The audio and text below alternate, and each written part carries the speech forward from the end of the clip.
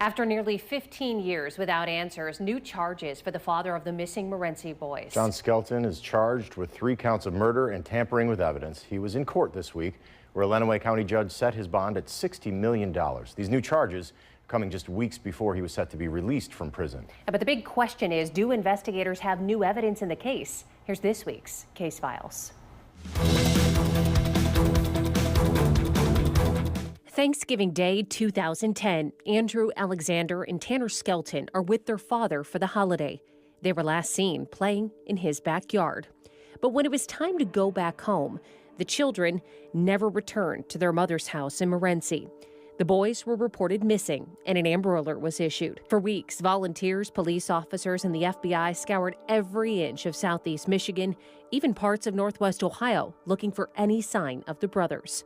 The main suspect, John Skelton. 5 days later, on November 30th, 2010, he was charged with kidnapping and later convicted of unlawful imprisonment.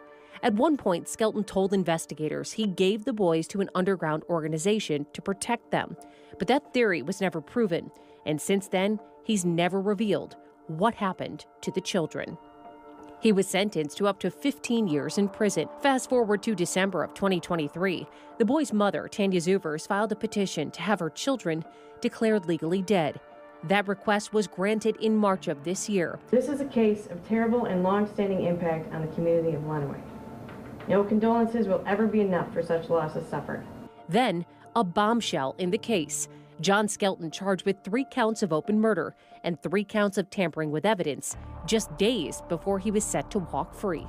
So what do prosecutors have? Is there new evidence? We want to make sure that when you go forward with that case, you have the evidence needed for a conviction.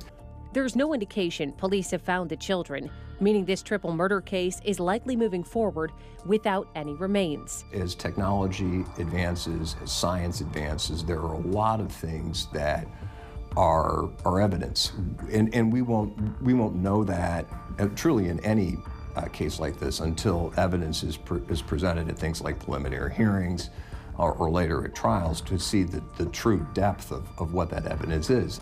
With massive amounts of attention on this mystery and only one chance to make the charges stick, everyone is watching what happens in court. There's a commitment to doing justice that the state brings to a case, and you owe that to the victim, you owe that to society, and quite frankly, with the protocols that are involved, the defendant has rights as well.